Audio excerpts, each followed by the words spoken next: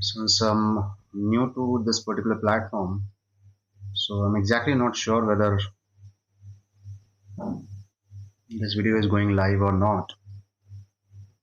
But if it is live, it's fine. If it is not, then probably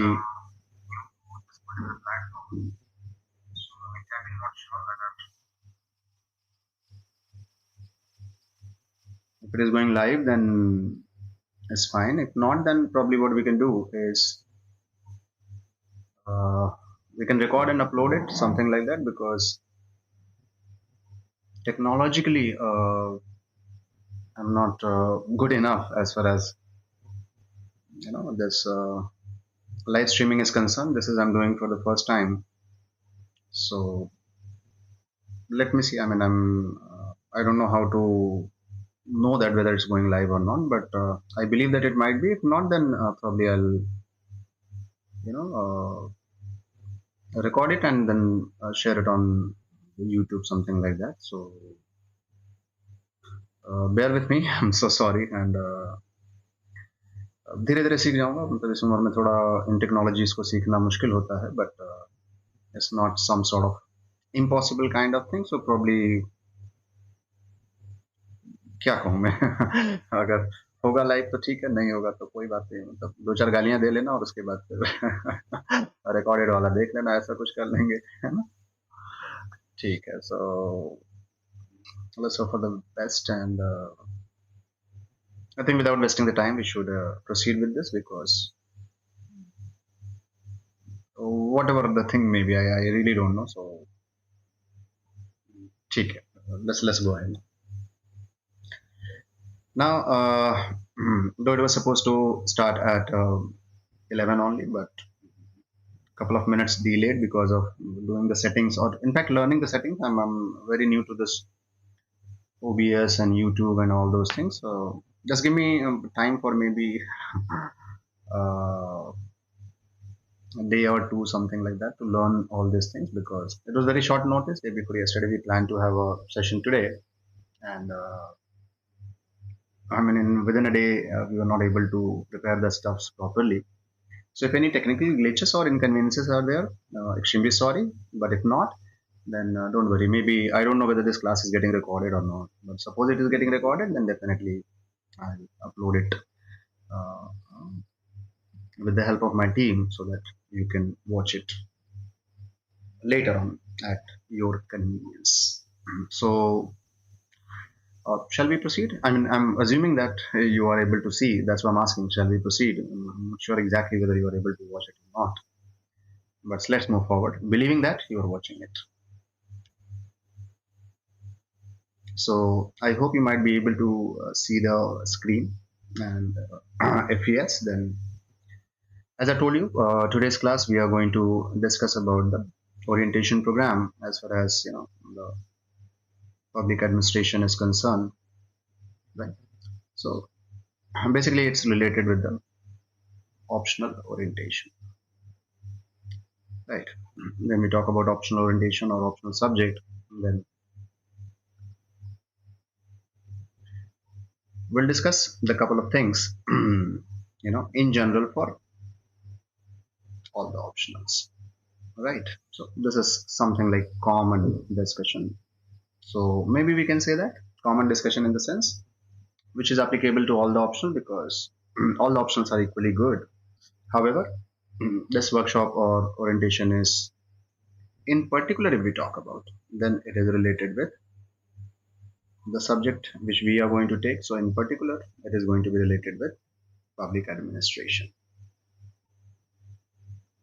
So first we'll have a general discussion which is applicable for all the optional, and then we'll go for the a specific one related with public administration. I mean, the queries could be how to choose optional, how to select it based upon our educational background and interest, and the availability of resources, the coaching, study material, test series, and so on. And then in particular, why public administration optional could be one of the good optional to start with.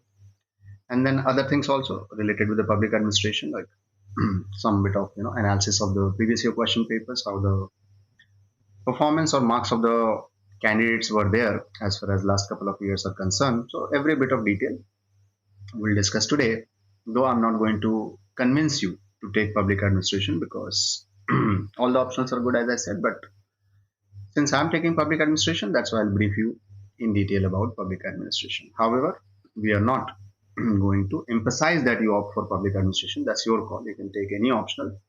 But what are the merits or demerits of our subject, that is public administration? That part definitely we will see today. So let's move on with the discussion part. And when we say that how to choose an optional or how to go for it, that part we'll discuss in the first part. So how to select, because this is very important and optional, and why this selection is very important, right? Then from where, how, and so on. Basically, I'm going to answer three types of questions here: WH and WH. Who, what, when, where, why, how of particularly related with the any optional subject, as I told you. So that would be the first part of our agenda today, and the second part we'll discuss about the optional which we are starting with, that is public administration. So maybe this discussion might last for next couple of minutes to maybe 1 hour, 1 hour 30 minutes or so on. So if you're okay, I would request you to attend the complete session. If you're not, that's fine. I mean, as I told you that we are going to upload it also, or we are going to have it on other platforms, so from there also you can take a look. Now here what I'm going to do, I'm going to assume that I'm a student, right? I'm coming to prepare for UPSC, and for the first time I'm thinking about an optional, because changing an optional is a sin, right?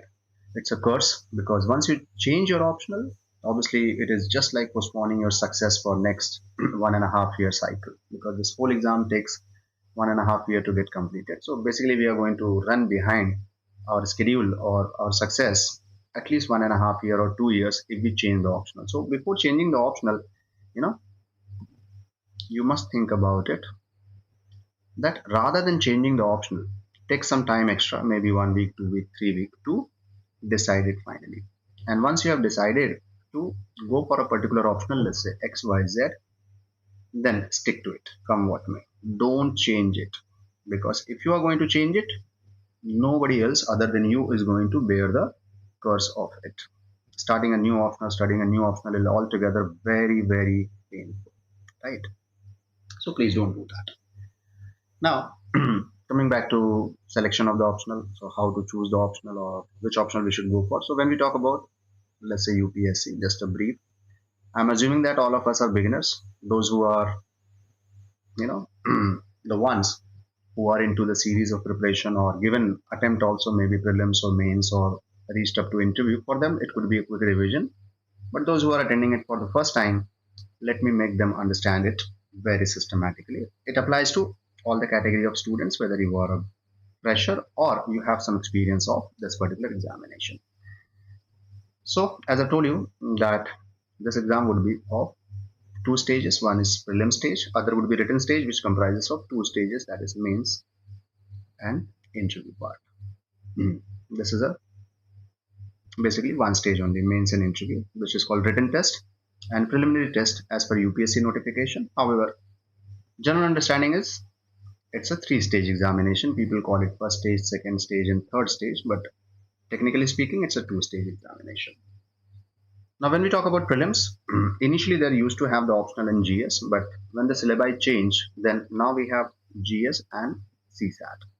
So there is no role as such of optional is concerned in prelims. Almost in interview also, no role we can say, or one or two questions we can expect. If luckily we got a member who is there in the interview board, belongs to the same optional subject or background which you are appearing for. So the role of optional would be in mains. So in mains, when we talk about GS and optional, what you have to remember here, GS, all the four papers, 1,000 marks each. Optional, 500 marks, 250 marks each. So if you look at the weightage of the optional, it's almost 50% of the general studies. But in general studies, we have to study four papers, right?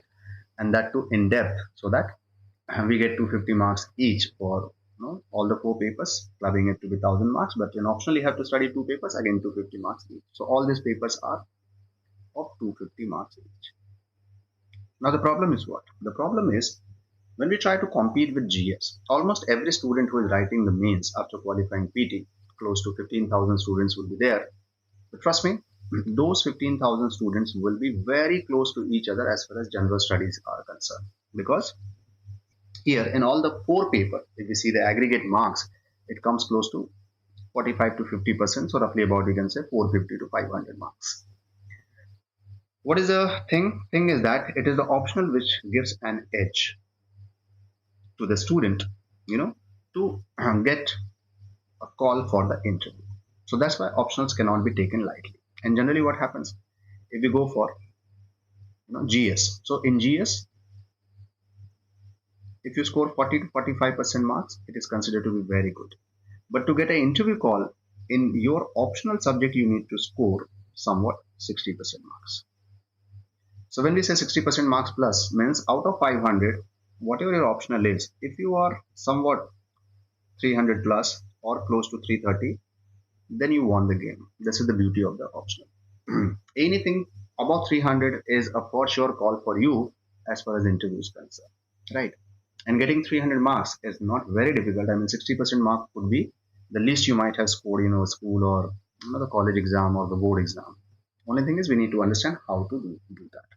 So the relevance of optional is very high as far as the mains part is concerned. It might not have good role to play in PT part, or may not have a good role to play in interview part, but definitely it has a very, very important and vital role for mains part. I hope you understood this much. So looking at that particular thing, right? When we talk about UPSC had given almost more than 45 optionals, to select one of each. Initially there were two optional, but now you have to go for only one option. So out of those 45 plus optionals, if you select any one, let's say for example XYZ. So the first thing is, what should be the criteria to select these particular options? Now, the general trend what people follow is, first, they'll look at their educational background. So when we talk about educational background, for example, let's say a student, is from science background, he or may, she or may opt for some science subject, maybe the physics, the chemistry part, or engineering if they have done. So some subjects of engineering is also available. Other some semi-scientific subjects might be like anthropology or geography could be a choice for a science background student. If somebody has done graduation in humanities like history, so after doing the graduation in history, geography, or political science and international relations, one would love to or prefer to, or it is advisable also that he or she should go for these optionals, right? And since all the optionals of UPSC carry equal marks, so we cannot discriminate on this basis. But one thing which could be kept in mind is nothing but look into your educational background. Now, what is the problem when one go for educational background? Let's say I have completed my BA in history, right? Or I have completed my BSc in physics, right? Or I am a, let's say, BCom student. I have completed my graduation in commerce, or subject is, let's say, commerce. When I opt for this optionals, what will happen? If I go for history, if I go for physics, if I go for commerce, etc., etc., what is the big problem we are facing? The problem we are facing is, as far as these optionals are concerned, the approach we had followed in the university, right? So when we have taken the subject in our graduation or post graduation, as far as the answer writing is concerned, that was nothing but related with the university approach. So what is the difference as far as the university approach is concerned? And here we are opting it for what? UPSC. So here the approach has to be UPSC approach. And there we actually get defeated by this choice. That some people suggest that go for those subjects which are what? Your graduation subject? Yes, agreed, we can go for. But only thing is, are we willing to change our approach also? Or still we are writing the answers in the university approach only? And if we are doing so, then I'm sorry to say, even if you're a graduate or a postgraduate in a history or in physics or any other subject for that matter, This university approach will take you nowhere close to UPSC approach.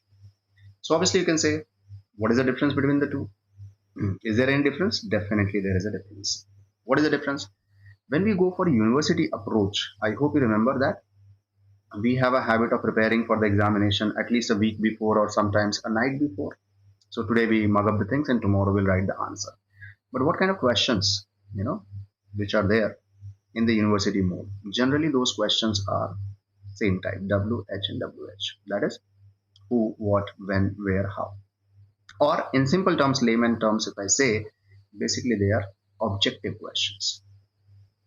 And when we talk about objective questions, then what? They are basically based upon the facts. And if you can rectify or remember the facts, you'll be able to write the answer. Right? No doubt about it. Less of or minimum analysis is there as far as the university level questions are concerned, because that is not the objective. Their objective is to give you the degree, not the job or not the selection. So that's how those questions, whether it's a board examination or university examination, the approach would be most likely factual in nature or objective in nature. But when it comes to UPSC approach, what is the problem? If you are very lucky, you may find one or two questions with WH or WH. Otherwise, the questions would be discuss, examine, comment, analyze, elucidate, elaborate, explain, critically examine, critically comment. Some of people might not have heard also these words, right? So this is the problem. From WH to WH, we are going for discussion, examine, comment, analyze, elucidate, elaborate, explain, and so on. And there is the twist. There the student is what? In spite of knowing the subject, right?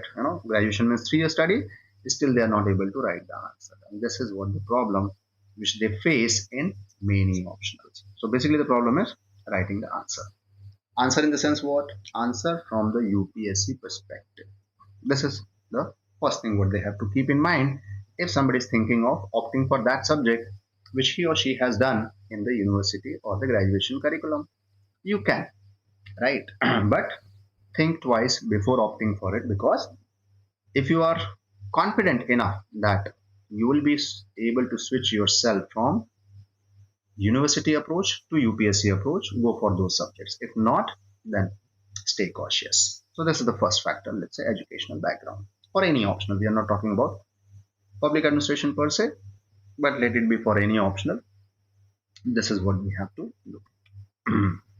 What is the second point? One option is go for those subjects which are graduation subject. Other option is, people say, go for those subjects which are based upon your interest. Now, when we talk about interest based approach, right? So what happens in the interest? Interest means you love to study that particular subject. No doubt about it. It may be your graduation subject. It may be your subject which might not been covered in your educational curriculum or graduation curriculum. So there what happens? You are interested. Interested means you like the subject, right? But liking a subject and writing the answer on it are two different things. So if I like the subject, that does not necessarily mean that I am able to write the subject, or vice versa. If I am able to write the subject, I may or may not like the subject. But the main point is what? If I'm having an interest in that subject, I may be able to actually learn this part very easily. But if I'm going without interest, it would be very difficult for me. So first is the graduation subject. Second, I must have an interest in this. So when we say interest, what exactly means? Let's say, for example, I have a very good interest in history. I love to read history. But if the questions comes in PT or in mains, I'm not able to write the answer or eliminate the option. So what is the so good use of that interest?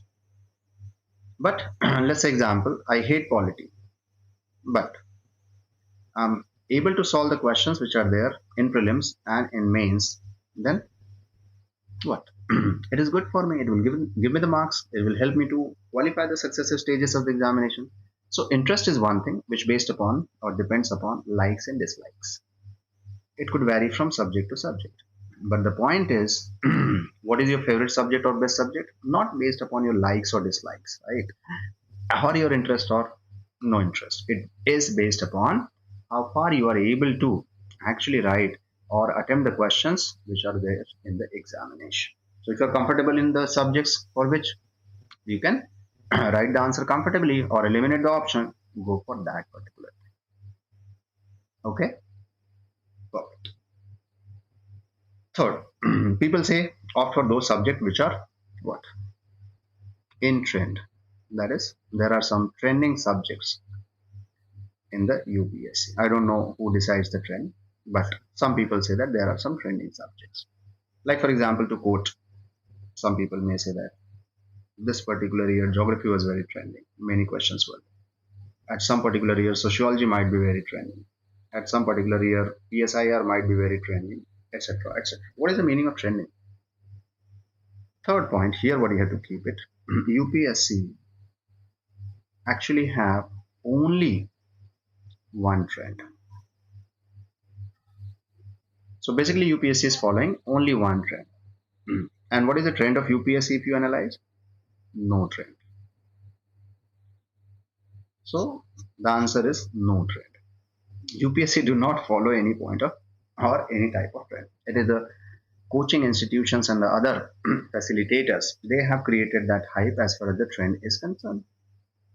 Yes or no? So there is no trending. If there is a trending subject, there is no need to give more than 40 plus optional subjects list in the notification. They could have given one only.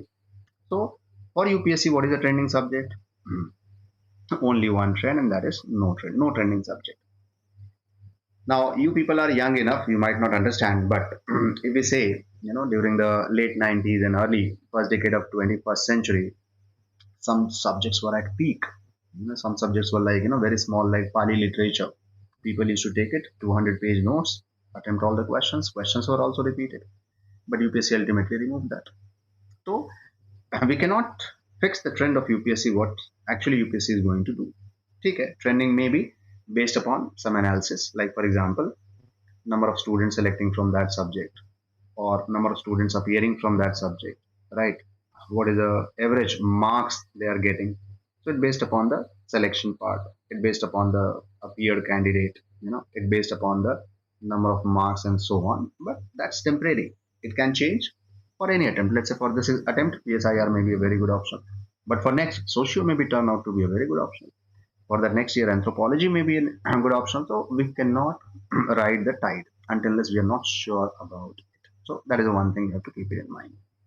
So I hope you are able to understand. I'm going step by step. The first part is nothing but while selecting the optional, think about your educational background, but keep it in mind, university to UPSC approach, what you have to follow. Second, it could be based upon your interest, but again, you must be very comfortable in writing, right?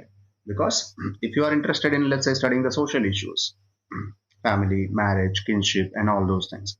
But when the question comes on family, marriage, kinship, and all those things, you're not able to write. They are open-ended questions. Anybody can write anything on those issues. So you have to be cautious enough. You need a very good articulation skill to write the answer. Then only we can say, go for your interest-based subject. Trending subject, nothing called trending, but only thing that trending subject is what? The one in which you have the interest, plus it is there in your educational background, and most importantly, you are able to write the answer. Is that clear? Great. Then, what is the fourth parameter we need to understand when we talk about choosing any particular option? It's nothing but availability of resources, right? So, when we talk about availability of resources, now what do you mean by availability of resources? When we say availability of resources, the enough amount of study material must be available for that particular subject. Because suppose I had opted for a subject, right? And I'm not getting any resource for that. For example, let's say I opted for maths optional, right? And nobody is there to teach me mathematics. So what's the use? Or, availability of the, suppose you are interested in doing a classroom program. So the classes must be available, the teachers must be available, the books must be available, etc. So this is also one factor which we have to keep it in mind. Now, very few people might be teaching mathematics or science subjects like physics, or let's say somebody opting for economic option. Economics is a good subject, but only thing is we might have a limited number of teachers or institutions providing the coaching for that. So you have to look into that also. That where possibly you'll be able to understand, or where possibly you'll be able to get the enough amount of resources, so that for a particular topic, if you're not understanding from a particular book, you can refer to other reference book. But what if there are no books only available, or very few are available? So that availability of resources is also one factor which you need to keep it in mind. Now, apart from availability of resources, the next point is very important. What? Your own analysis before choosing the option. Now, this is very important. This is irrespective of the first 4 points we have discussed, and how to do the analysis, or how to zero in for a particular option that I want to select XYZ. So, as a student, if I think, then as a student, I may have what? Random choices. Why? One choice is based upon my graduation subjects. I can opt for this particular subject. Other is based upon interest. Other, as I told you, the trending subject. Some seniors and UPSC gurus and babas have told me to take that, etc., etc. So here I'm trying to get ABC as my optional. Here I'm trying to get PQR as my optional. Here I'm trying to think about LMN as my optional. So I'm changing my thoughts very rapidly, or I'm confused that out of these three, which one I should take. And this problem might be there with almost all the students, those who are trying to select an optional at the first place. So what is the best analysis for this? How we can come out to zero in to get one optional? Very simple. Just do this particular exercise. Take a week's time, or 3-4 days time to analyze. And what do you have to analyze? Two things. One, you have to take the syllabus. Other, you have to take the previous year question papers. So let's say you are confused between three subjects: ABC, PQR, LMN, or anything else also if you want XYZ. So you're confused in these four optionals, that which one you should take, because these four are depending upon your graduation, interest, availability of resources, trending nature, and so on. What you have to do, you have to take the syllabus of all these four optionals. So this is the analysis you have to do. First, you have to get the syllabus of this, read all the topics of the syllabus, and while reading, what you have to do, when you actually analyze the syllabus, then keep underlining or highlighting those topics or subtopics which are familiar to you, and note their number. Let's say in ABC there are 400 topics, and out of that there are 132 topics which you know. At least you might not be knowing the deeper insights of that topic, but at least you have heard them. Similarly, let's say this also have 400. I mean, just a random number we are taking. These are having 400 topics in their each respective subjects, out of which in this 132, in some subject 180, in 175, or 200, something like that. A data will come to you. So based upon that, go for the maximum one. Let's say, for example, in XYZ, you are getting more than 200 topics which you know or heard at least about them, or you might have studied them in your school or college. Then open the PYQs. PYQs, not more, but of last 2 or 3 years. So last 2-3 years PYQ is more than enough, right? And when we say more than enough, means what? For analysis purpose, not for preparation purpose. So last 2-3 years PYQ, each paper, each optional will have two papers, and let's say each paper is having 25 to 30 questions, right? So in all, let's say every optional have around 50 questions. Out of that 50 question, try to see how many you are able to solve. Let's say from ABC, in last 3 years, if there are 50 questions, then probably you are able to solve, let's say 12 plus questions without seeing or studying or referring any notes. Similarly, for PQR, you are able to solve, let's say, for example, 13 question or 14 question, and so on. Like that, collect the data and then see that which one out of ABC, PQR, LMN you are getting maximum number of questions which you can at least know or write, or you have some information on them which you can write. And then based upon that, you start zero. And slowly and gradually, you will reach to your subject. So let's say for some student, it could be LMN as their optional. Some student, it could be PQR. And accordingly, you can follow the other things, that whether you have interest in that or not. If you have interest, whether you're able to write or not. if you are able to write, whether you have the resource availability or not, and so on. So this framework is what basically I'm trying to tell you, that here, while selecting the optional, you have to be very cautious. Even if it takes a week or two to decide about your optional, please do that. But once you have selected, then do not go for changing the optional come what may. Is that clear? Perfect. So this was, let's say, a sort of first part of the discussion. Now, our orientation class today is with the agenda of discussing one of those 40 plus optional, that is public administration. Right. So why public administration? What could be the advantage and disadvantage, and so on. Now, when we talk about public administration, why we should choose it as an optional. So I'll give you a couple of points, and from that you'll be able to analyze the things. Now, first and foremost, when we talk about public administration, you just focus upon the second word, administration, right? And when we say administration, is nothing but this is the only optional in the whole list of UPSC optional which contains this word, administration. So you may say, why you are emphasizing so much on that? Because actually you are getting into administrative services, right? When we say we are applying for UPSC civil services examination, or popularly called IAS exam, what is IAS? Indian Administrative Services. And I'm getting into the services without having any knowledge of administration by selecting optionals, other than the public administration. That means what? We are blank here. So we are getting into administrative services, and we don't want to study the administration at the first part. So the beauty of this optional is what?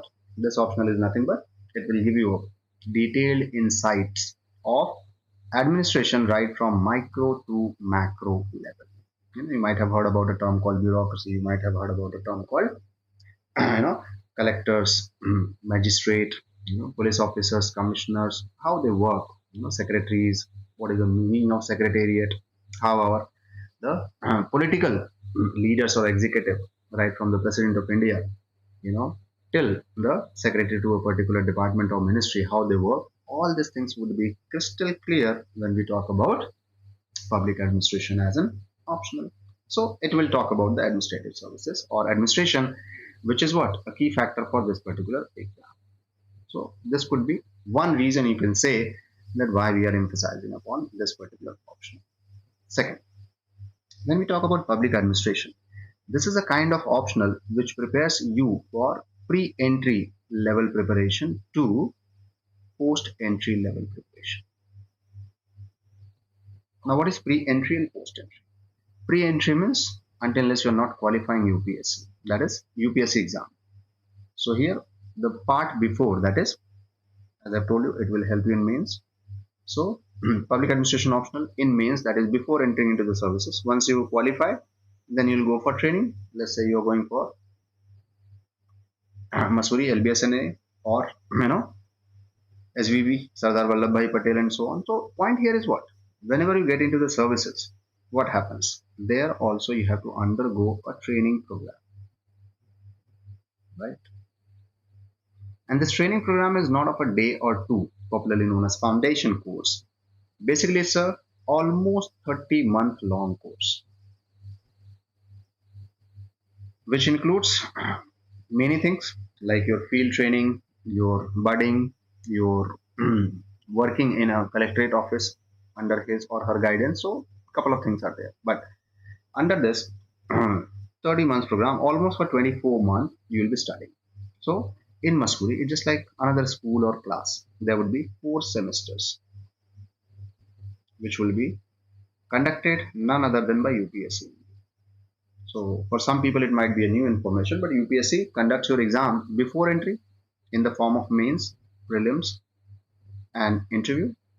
And once they actually recommend the list to the ministry, when ministry selects you on the basis of rank, IAS, IPS, IRS, and so on, then you are sent to training institutions like Sardar Vallabhbhai Patel National Police Academy. So if you are into IPS, if you are into IAS, LBSNA, right, like that. If you are into forest services, then Dehradun Forest Service Institute or Indira Gandhi Institute. So point is, some or the other training institute will be sent for. And there what happened?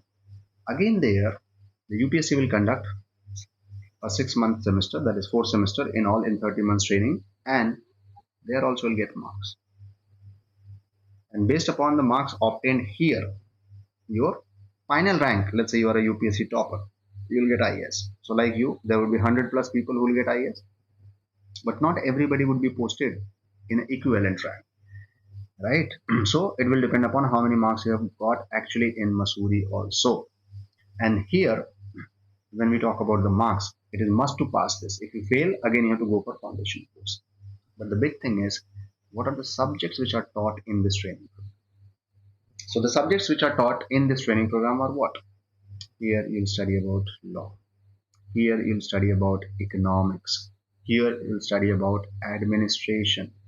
Here study about the current development or current affairs. You are not going to talk about history, geography, anthropology, sociology, and subjects like that.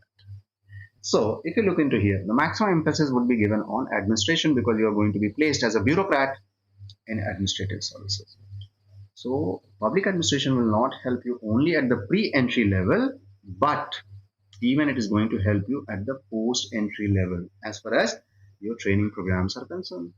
So this is the second benefit. First, it's the only option which teaches you about the administrative aspects of our bureaucracy. Second, it is helpful not only at the pre-entry stage but also at the post-entry stage.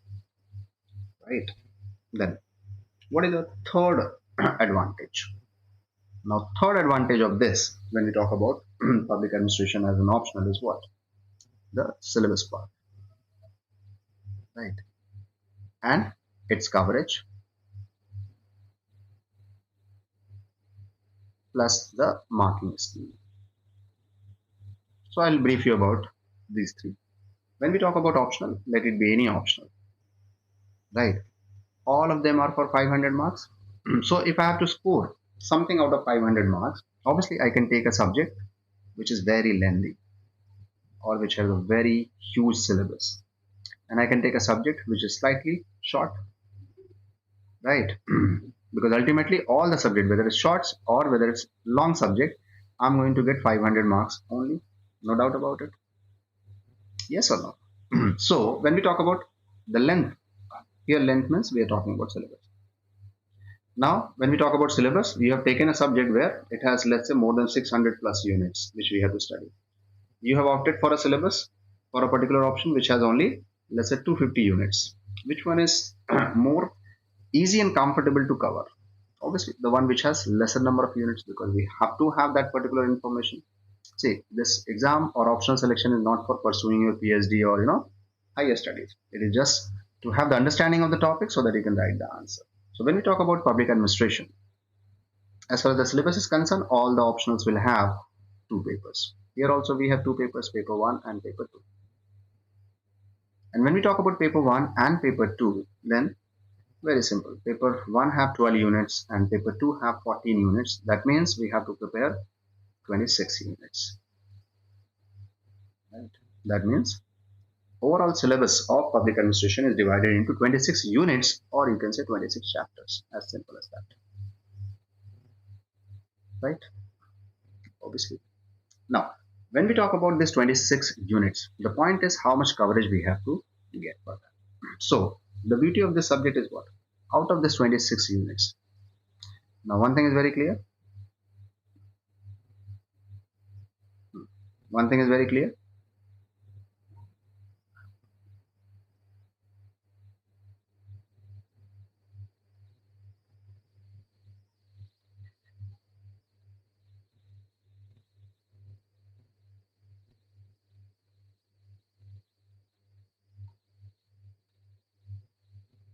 It's some glitch again.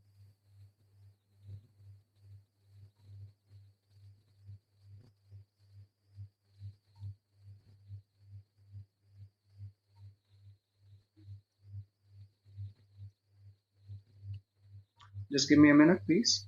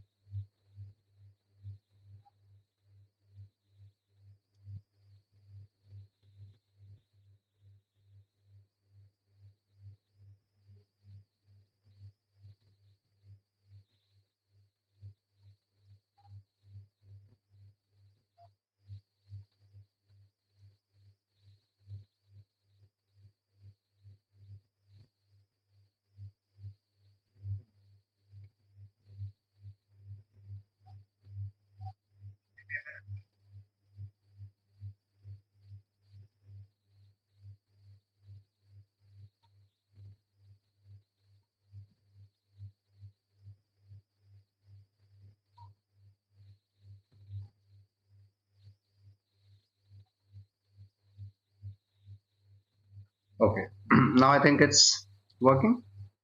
So what I was saying was, the coverage part. So when we talk about coverage, then this 26 units will give me the coverage of 500 marks. No doubt about it. This is how we are going to do it. Yes or no? But out of this 26 units, the good part in public administration is there are only 9 units which gives me the coverage of more than 300 plus marks. So that is one. And this 9 units, when our approach will talk about, we'll take it from what? Two papers, paper 1 and paper 2. And popularly in my class, I called it what? A P5 plus G4 strategy. P5 is like permanent 5 members of UNSC, G4 is group of 4 chapters. So 5 chapters from paper 1, right? I'll tell you about them. Like for example, we have to start with the introduction chapter, then we have to think go for thinkers or administrative thoughts, what we call. So administrative thinkers, administrative behavior, accountability and control, and the financial administration. So these are the 5 topics, right? Or 5 chapters. Plus in G4, here we are going to get the, let's say the first, union government and administration known as UGA, state government and administration, SGA, district administration and local government, plus last but not the least, again with the financial management.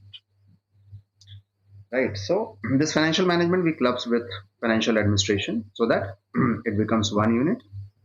And as far as UG, SGA, DA, and LG, that is Union Government Administration, State Government Administration, District Administration, and Local Government becomes what?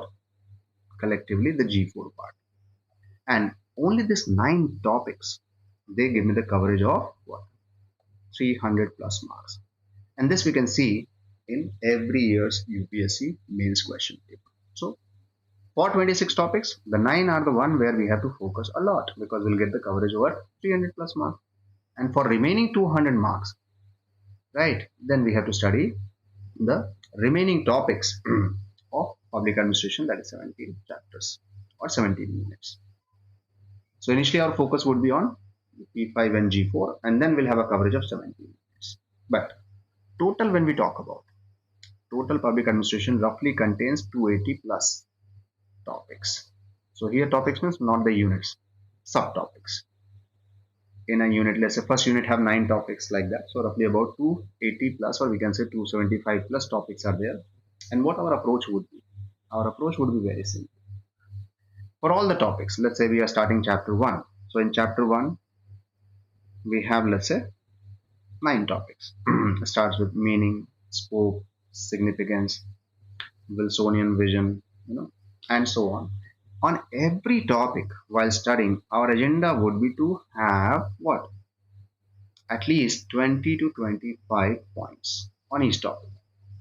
So on meaning, scope, and significance, we should have 25 points. On Woodrow Wilson, again, we have, or we should have at least 25 points like that. And for all the 9 subtopics, we'll make this 25 points. And what is our agenda? Agenda is nothing but to what? Understand this 25 points, memorize this 25 points, and write it back on paper.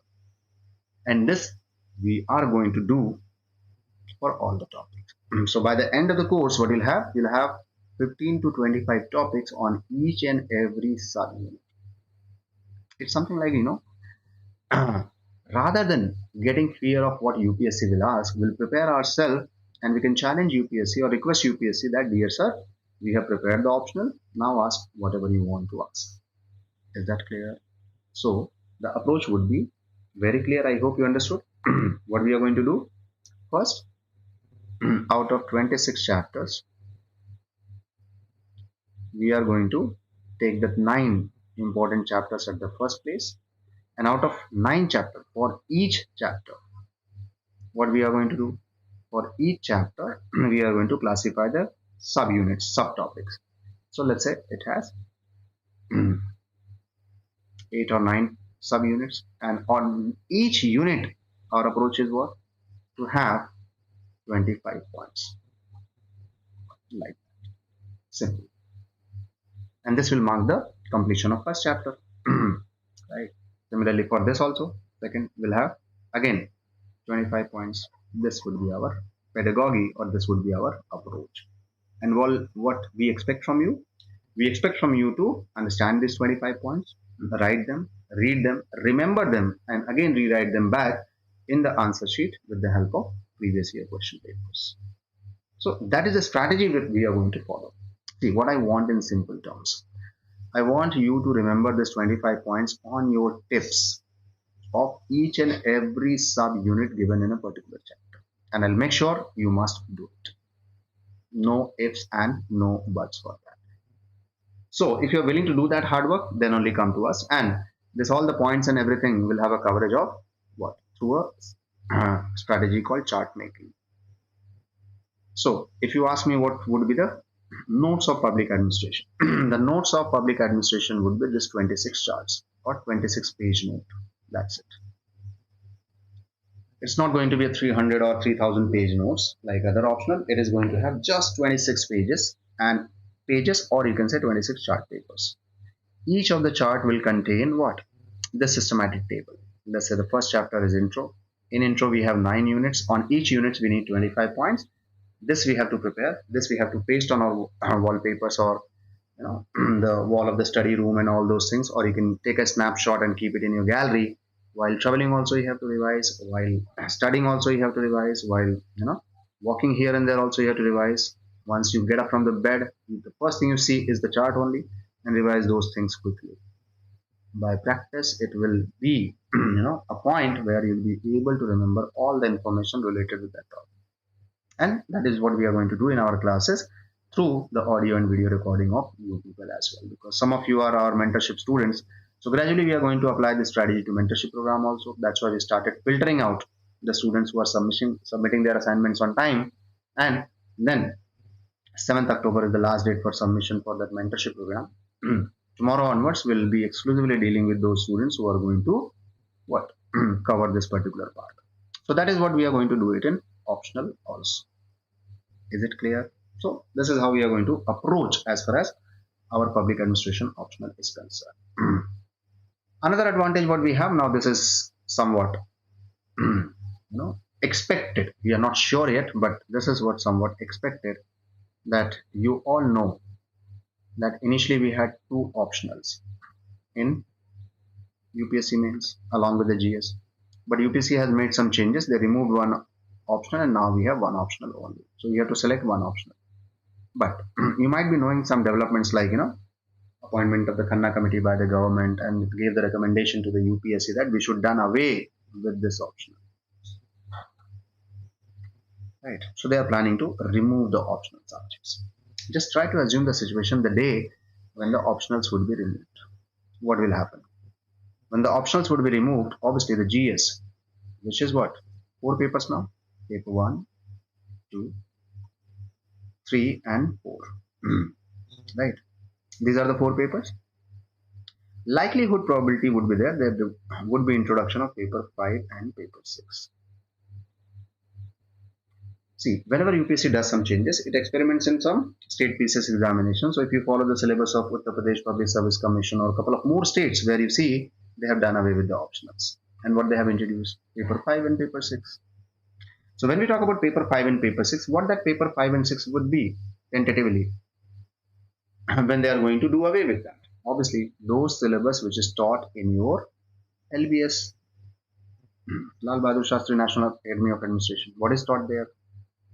It would be related with law, it would be related with economic development, it would be related with administration. Public word would not be there, but administration may be there, the current affairs and so on.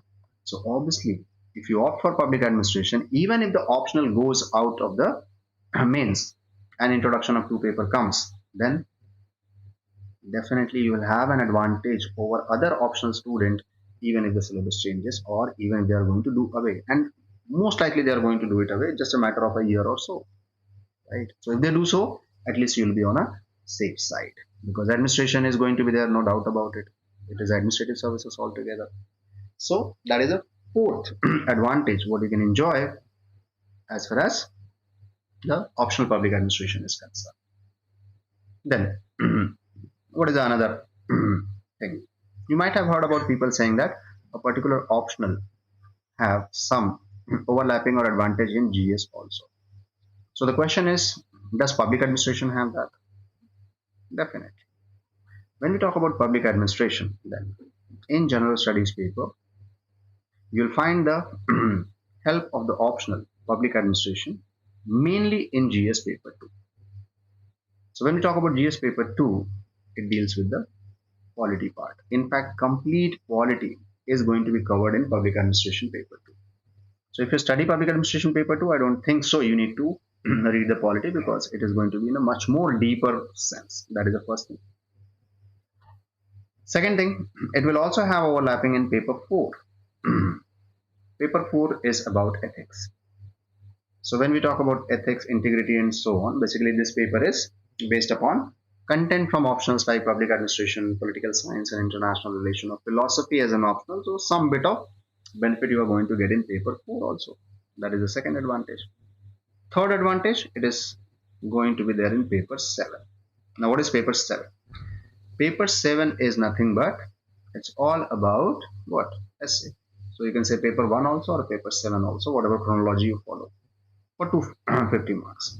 Now in essay also, if you see the essay of previous years, generally the essays are not asked from the science subjects. Obviously they are going to be from humanity, and from administration or public administration domain, expect at least one essay, sometimes two also every year, no doubt about it. So that is also a handsome coverage as far as the public administration as optional is concerned, and some miscellaneous topics from paper 1, 2, 3, especially which are related with Indian society, social justice and social issues, because a lot of aspects are going to be taught in administrative part also, public administration part. So there you are going to get the help in these papers or these subjects which are segregated over paper 1, paper 2 and paper 3 chronologically. So these are the 5 advantages of why one should go for public administration. See, you have to understand very clearly. You have to see what kind of exam you are appearing for, what kind of optional is going to play a vital role in your pre-entry and post-entry, the availability of resources, right? The distribution of the topics, the allocation of the marks over those particular topics, and so on. So it's going to be short, crispy, and we can say precisely it is going to be what?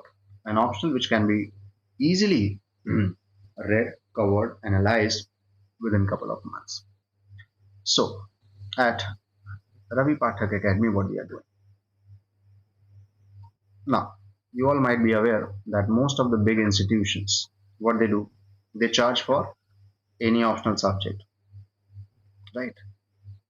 In the range of 30K to 50K, depending upon institute to institute. I'm not denying that there are online platforms also, learning platforms, which may charge you around 8 to 10K, sometime 12K, sometime 15K. That option is also available. But here, the first and foremost thing what we thought will keep the fees affordable. So affordability is the first concern. That's why we have kept the fees just 4,999, less than 5,000 we can say, or close to 5,000, so that all the students, they don't need to pay 30K, 50K, 40K and so on. And when you talk about what?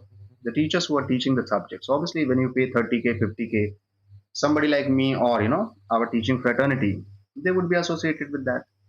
Is the institute which may be big, the branding may be big, the name may be big, but the teacher concern is the same. Like I used to teach into a couple of previous institutions. So there the institute used to charge 30K, 40K, 50K. But here also I'm going to teach, not the institute is going to teach, right? And that same thing is available at a very cost effective rate. That is the first thing, right? So affordability part is very important, but it does not mean that the quality would be compromised. That is the first thing. So no compromise on the quality, because the same thing is taught here also. And here when we say the quality would be slightly better or improved. Why? When we actually teach an optional subject under a banner, what happens? There are a lot of managerial constraints, the time limits. You have to complete the optional in that particular number of hours. We may have to skip some topics.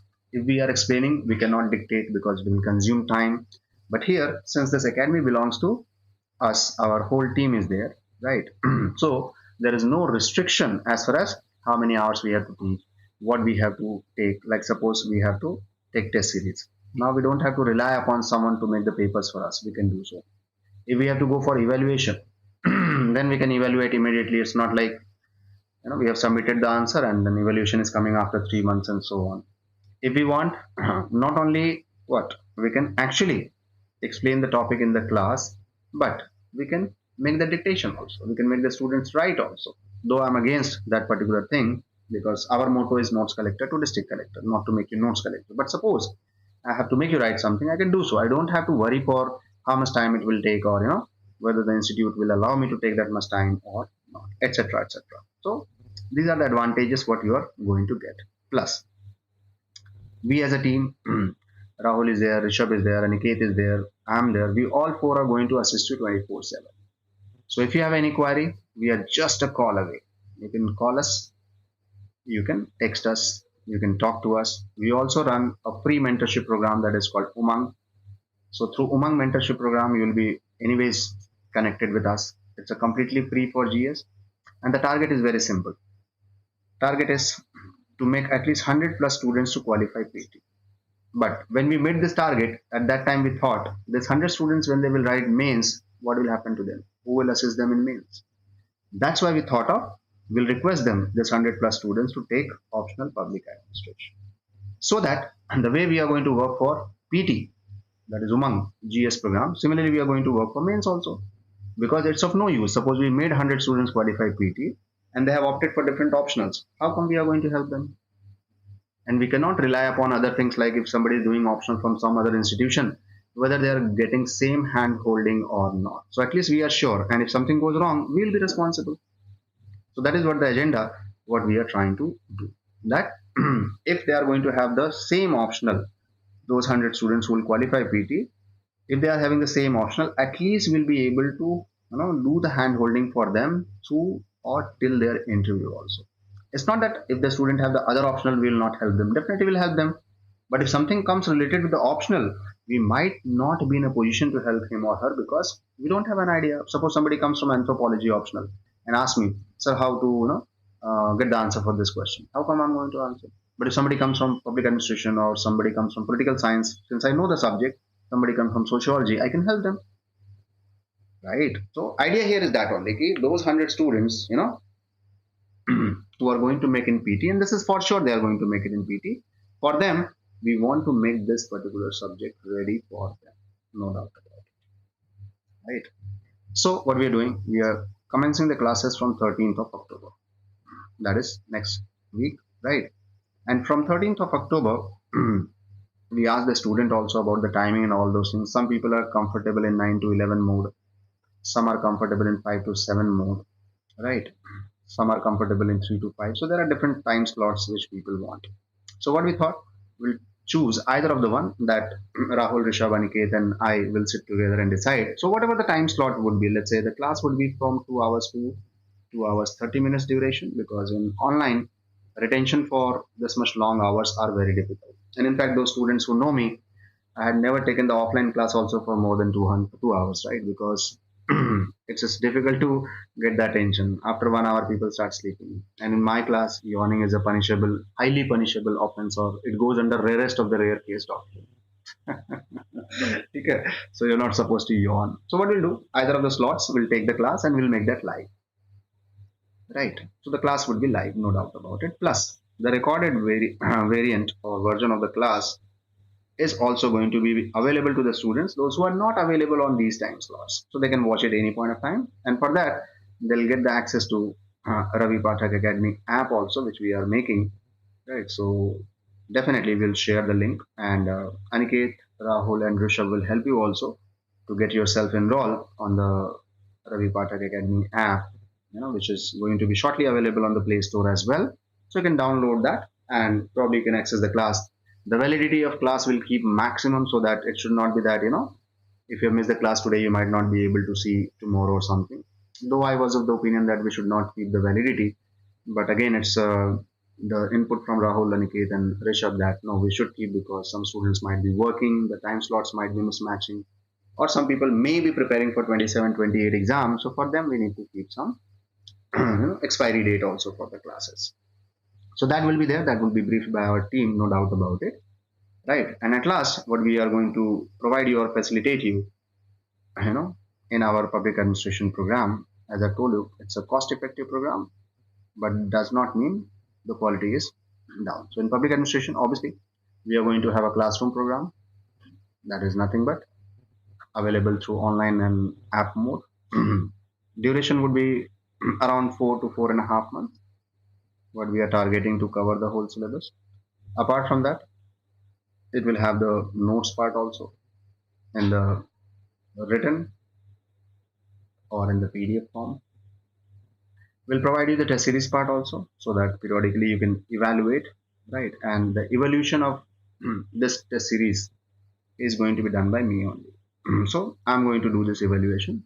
That is the concerned faculty or the teacher only, not the content developers or evaluators, so-called the big institutions keep with themselves. So nothing of that stuff. Plus, obviously, it is going to be a one-to-one mentorship also. That is, we'll keep guiding you where you need to improvise upon. We are open for that. Any point of time you can connect with us and we can discuss the things at length and breadth. Lastly, a cautious note. Those who know me, that's fine. Those who don't know me, for them, please, if you are willing to work hard, then only join this program. Otherwise, don't think so that, 4-5 हज़ार का course है तो ले लो, India में free में phenyl मिलता है वो भी लोग पी लेंगे. फ्री वर्ड बड़ा खराब वर्ड है, ठीक है? तो come here only if you are willing to write around 5,000 to 6,000 answers. एकदम छोटा सा टारगेट है, ज़्यादा बड़ा नहीं है. 5,000 to 6,000 answers, right, before writing your final mains answer. तो ये आप अच्छे से सोच लेना, राइट? इतना आंसर लिख सकता है तो आओ, नहीं लिख सकता है तो भाड़ में जाओ, ठीक है? We don't care about it. But if you can write this much answers, this is including your GS and optional both, no doubt about it. So GS and optional collectively 5 to 6,000 answers we need to write, and if you do so, we guarantee you the selection. If not, the same thing what we have promised in Umang program, that will refund your fees. Though we might not be able to return your time, but at least your cost would be borne by us. Is that clear? So I guess I've taken too much time for you guys as far as this thing is concerned, but don't worry about it. It's just because we really, really want you people to work hard, get selected. It's not only about prelims, but it is about mains also, right? So parallelly with prelims, if you can start preparation for mains, then I think it would be a good idea to come out with the flying colors. Okay, perfect. So thanks a million once again for watching. If anything you would like to ask or you have any queries, please do get in touch with me and our team. And as I told you, there would be Rishabh, Rahul, Aniket to assist you in almost every possible way, right? You might be, seeing a number flashing or popping up on your screen. That's 8920773355. So in any point of time, you can, come and contact with us. You can call us, you can WhatsApp us, right? And we'll be loving, to assist you as far as we can. So shortly we'll share the resources also, what kind of resources you need to take up for public administration. Not many books are required, hardly we need 2-3 books only to read. So once the enrollment process is over, we'll start the classes from 13th of October. So looking forward to see you in the wonderful intellectual learning experience as far as Ravi Pathak Academy is concerned on 13th of October. Right, till then, take care. Have a great day.